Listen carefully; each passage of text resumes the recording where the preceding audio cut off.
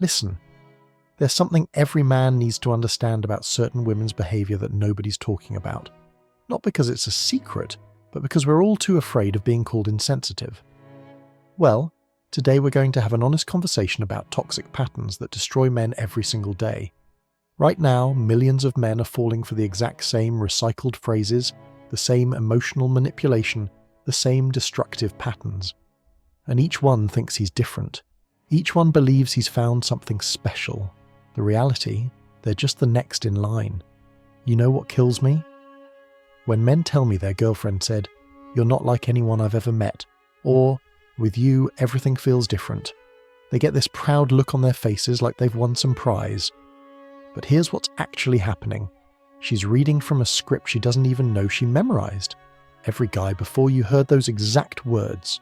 Not similar words, the exact same words. You're special the same way a new restaurant is special, exciting because you haven't tried it yet, boring once you've been there 5 times. Think about this for a second. Where are all these special guys now? Gone. Erased. Their photos deleted, their messages cleared, their entire existence wiped clean like they never happened.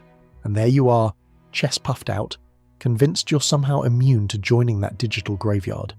The thing is, you're already telling yourself stories about why you're different.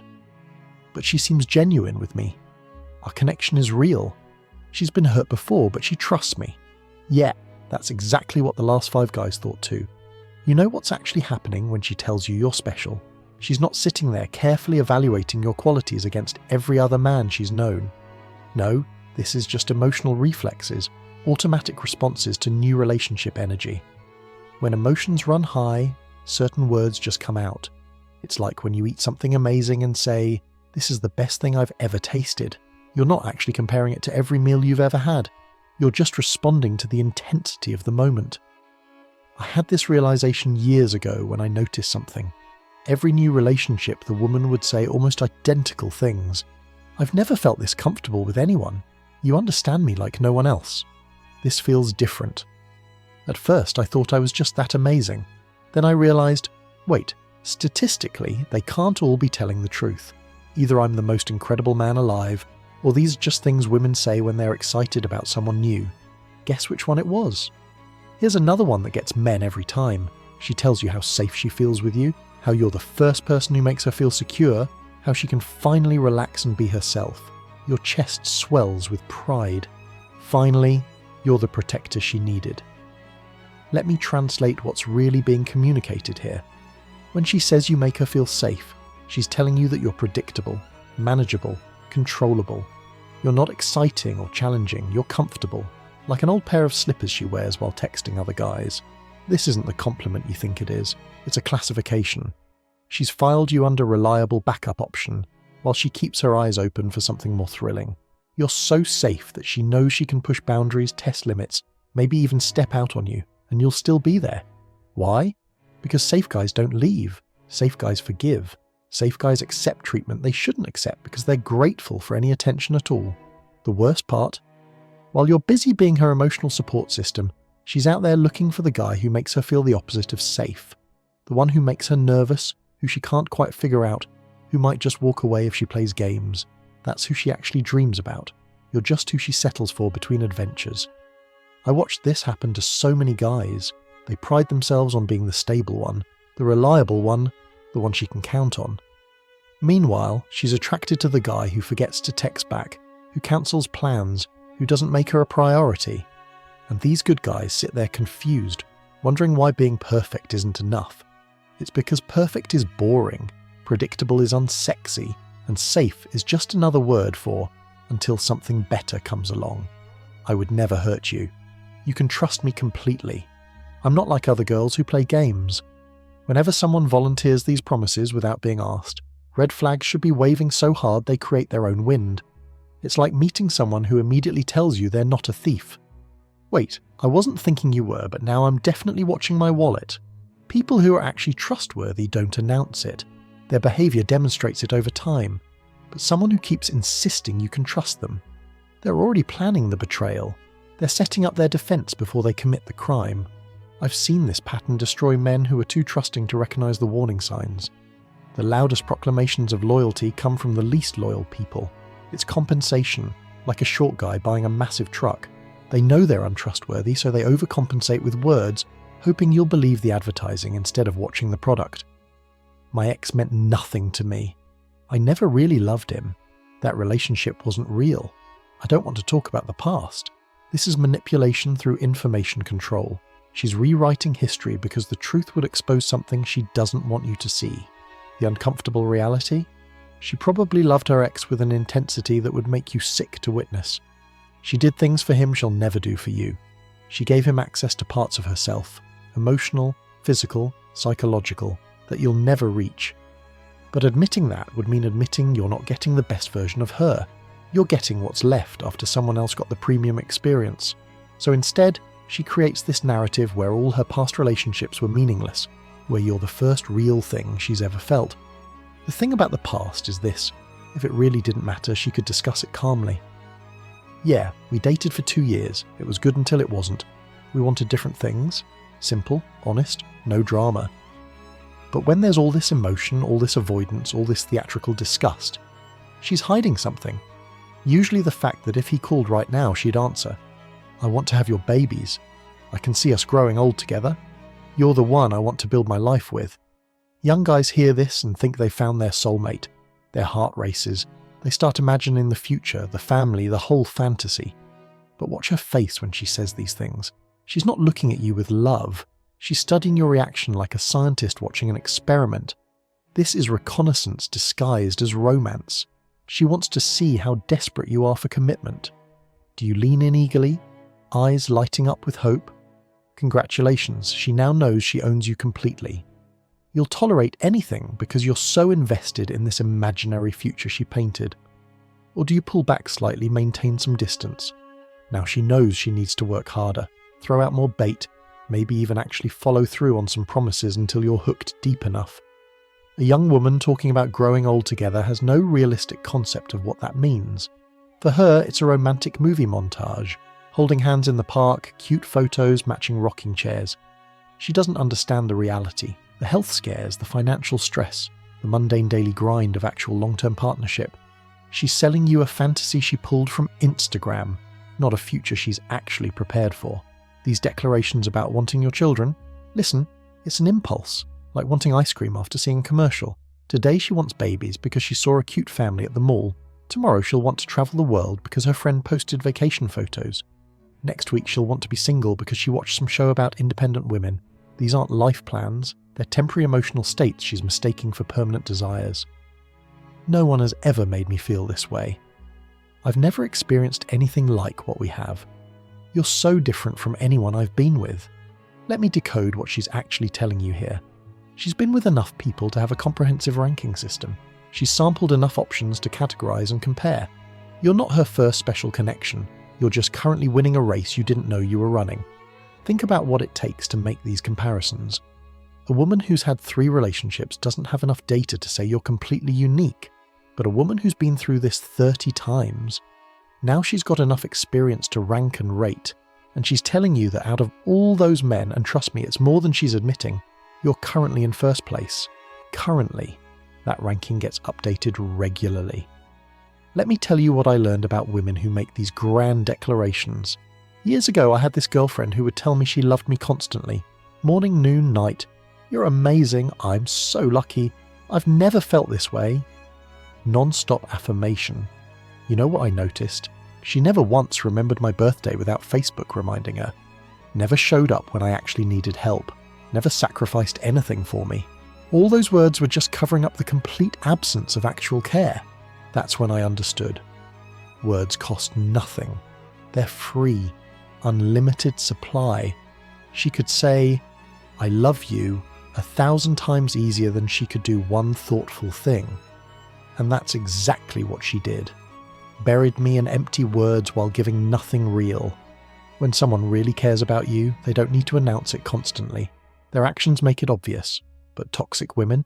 They use words like smoke screens, hoping you won't notice there's no fire. These women don't do moderation. They don't just like or dislike, they worship or despise. There's no middle ground, no steady state, no calm waters. It's either volcanic eruption or Arctic freeze, feast or famine, obsession or abandonment. One day you're literally perfect, a god among men, the answer to all her prayers. The next day you're worthless, disgusting, and she questions why she's even with you. This isn't passion, it's instability weaponized to keep you constantly off balance. Men get addicted to this cycle because the highs are so incredibly high. When she loves you, you feel invincible. When she hates you, you'll do absolutely anything to get back to that high. You become dependent on her emotional weather patterns, checking constantly to see if today will be sunshine or storms. Watch when she says "I love you," and you'll see the pattern. After you buy her something expensive, after you cancel plans with friends for her, after you forgive her latest betrayal, it's not an expression of feeling, it's a reward system. You're being trained like a seal at SeaWorld. Perform the trick, get the fish. Real love doesn't work on a transaction basis, but toxic women have turned affection into currency, and they control the exchange rate. You stood up for yourself, the market crashes, you set a boundary, trading suspended, you cave on that boundary. Suddenly the vault opens and affection flows again. It reminds me of something I observed with a couple I knew.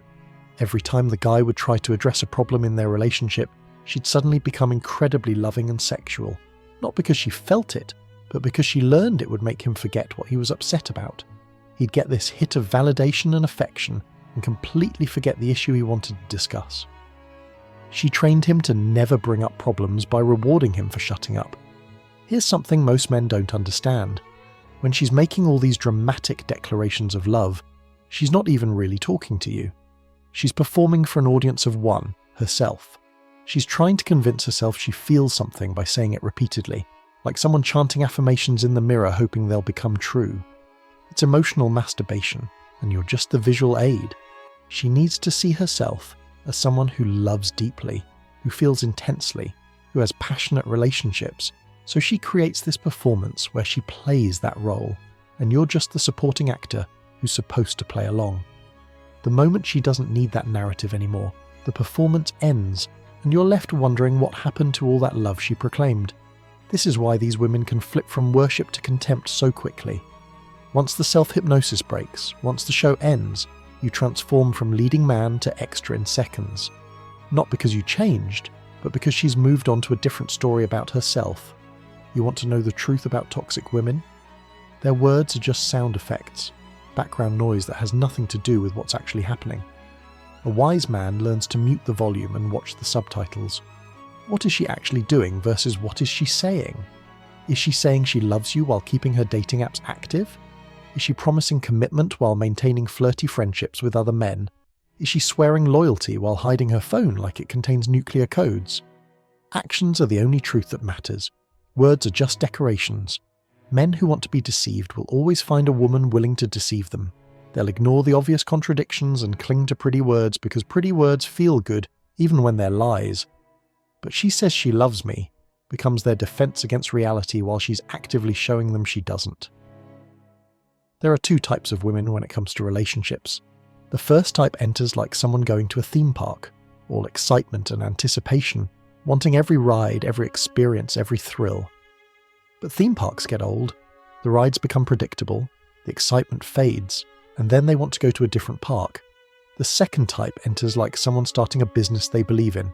They know there will be profitable days and lost days, exciting launches and boring paperwork.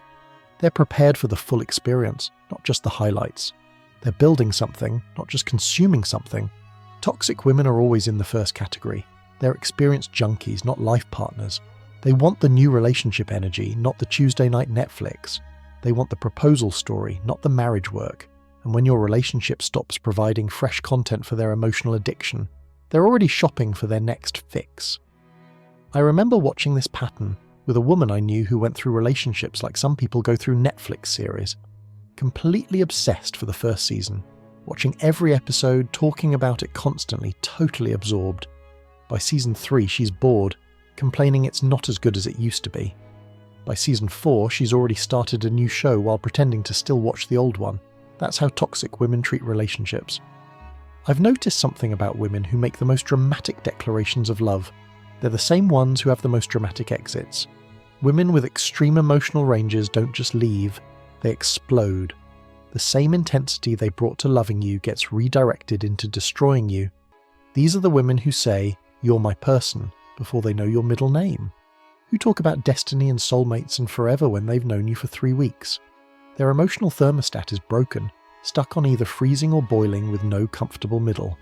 A stable woman builds connection gradually through shared experiences, mutual growth, overcoming challenges together. She doesn't need to declare eternal love on the second date, because she understands love isn't a feeling you declare, it's a choice you make daily through actions. But unstable women need everything to be maximum intensity immediately or they feel nothing at all.